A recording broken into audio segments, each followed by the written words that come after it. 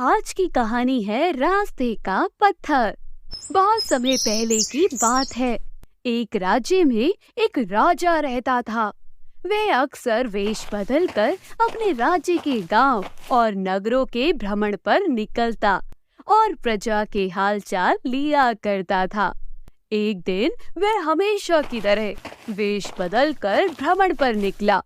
एक रास्ते पर पहुंचकर उसे विचार आया कि क्यों ना मैं अपने राज्य के लोगों की परीक्षा लूं।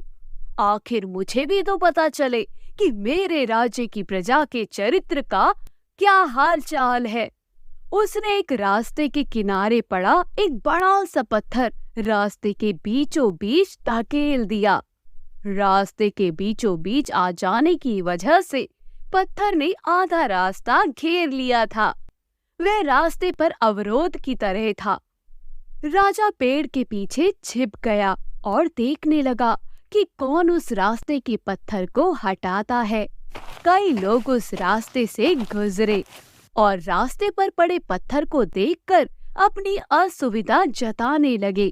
वे राजा की बुराइयां करते कि उसे प्रजा की परेशानियों का ध्यान नहीं है। रास्तों पर इस तरह बड़े बड़े पत्थर पड़े रहते हैं, लेकिन उन्हें हटाने की कोई व्यवस्था नहीं रहती। किंतु कोई भी इस पत्थर को वहां से हटाने का प्रयास नहीं करता। राजा छुपकर सारा हाल देख रहा था।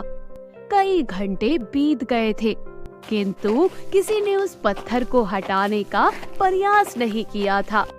राजा दुखी हो गया कि उसके राज्य के लोग कितने ही स्वार्थी हैं, जो दूसरे की मीन मेख तो निकालते हैं पर खुद भलाई का कोई काम नहीं करते। वह स्वयं रास्ते पर पड़ा पत्थर हटाने के लिए आगे बढ़ा। तभी उसने देखा कि एक किसान पीठ पर धान की बोरी लादे आ रहा है। वह फिर पेड़ के पीछे छुप गया। उसने सोचा, इस व्यक्ति को देख लेता हूँ।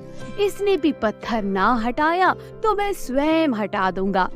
किसान पत्थर के पास पहुँचा और ठहर गया। उसने अपने पीठ की भारी बोरी किसी तरह उतारी और एक किनारे रख दी। फिर वह पत्थर के पास गया और उसे हटाने के लिए जोर लगाने लगा। किसी तरह उसने पत्थर रास्ते के किनारे सरका दिया और हाथ झाड़ता हुआ बुदबुदाया। अब इस पत्थर के कारण रास्ते से जाने वाले राहगीरों को कोई परेशानी नहीं होगी। वह अपनी बोरी उठाने के लिए आगे बढ़ा तो उसकी नजर एक पोटली पर पड़ी। वह उसी स्थान पर थी जहां पत्थर पड़ा था। राजा ने ही वह पोटली पत्थर के नीचे दबाई थी। उसके साथ एक पत्र भी था। किसान ने पत्र पढ़ा।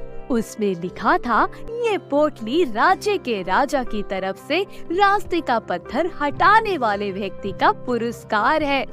किसान ने पोटली खोली। उसमें सोने के सिक्के थे। उसने मन ही मन राजा का धन्यवाद किया।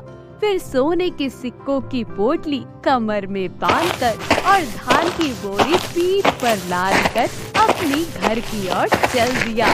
तो दोस्तों, कहानी यही खत्म हुई। कहानी की सीख हमें यही सिखाती है, रास्ते में आने वाली हर बाधाएं उन्नति का अवसर है। इसलिए बाधाओं से डरे नहीं, उनका डटकर सामना करें और उन्हें हटाकर जीवन में तरक्की के मार्ग से आगे बढ़े। तो अगर आपको ये कहानी पसंद आई तो हमारे इस प्यारे चैनल को सब्सक्राइब करें, वीडियो को शेयर करें और कमेंट बॉक्स में बताएं आपको ये कहानी कैसी लगी।